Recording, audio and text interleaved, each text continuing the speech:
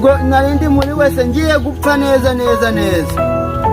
uwo mwana yaje ariko shamu wese ntabikora ikizima ariko nuko naje winjije ndirwa nk'umuntu mutari kivuze iki kagaye ngo baragushaka kuki kagaye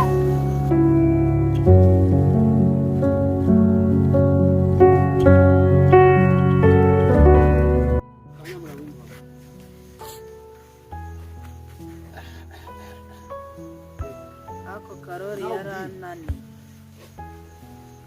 susuro dususa nje kwitekera ngaho isati yabaye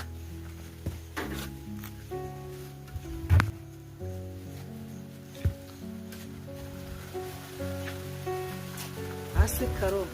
numva jana jini Karo tiye tuvugisha ukuri aho wagiye gusaba ubwiherero waguyemo byagenze bite yabiba kugamo gusa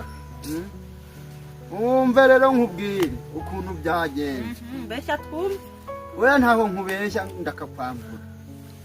nagiye nihuse nyine numvaga ngiye kubyirangirizaho mpita nikubita muri wese y'umuntu ndinje nsanga hari imumuga yakunkubitiye inki ubona wose hashishutse arakubita umugeri ubanza ari n'umusirikare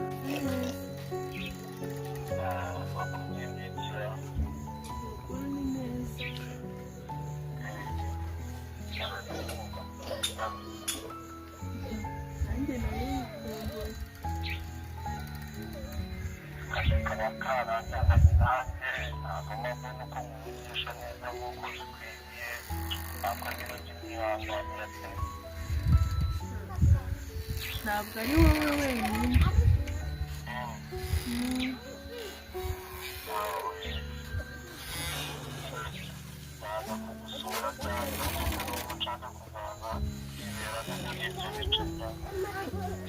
sheri uzaze kunsura nzagufasha no kuhamenyera noneho nkaho bidahagije kinkingiranamo nirirwamwo n'ubu ndumva gahuye ukaho kakindiwe ese wavuyemo uti byihorere hari akana kiwe kaje nyine katazi ko ndimo karankingurira ubu niko kuvamo ahubwo se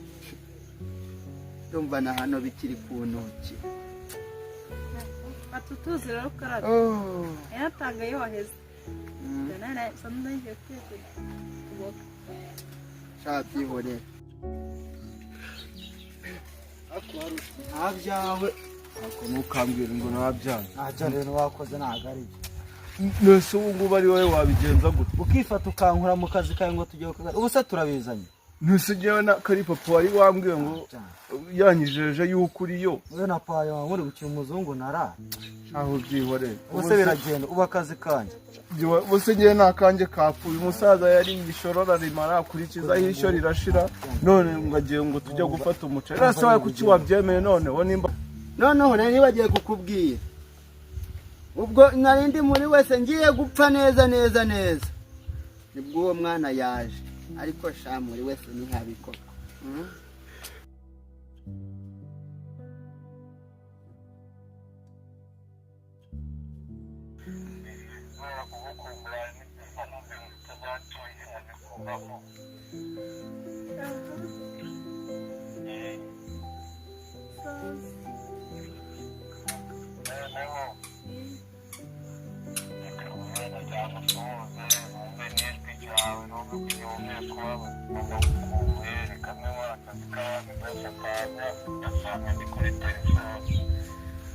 urakoze cyane nanjye ndagukunda cyane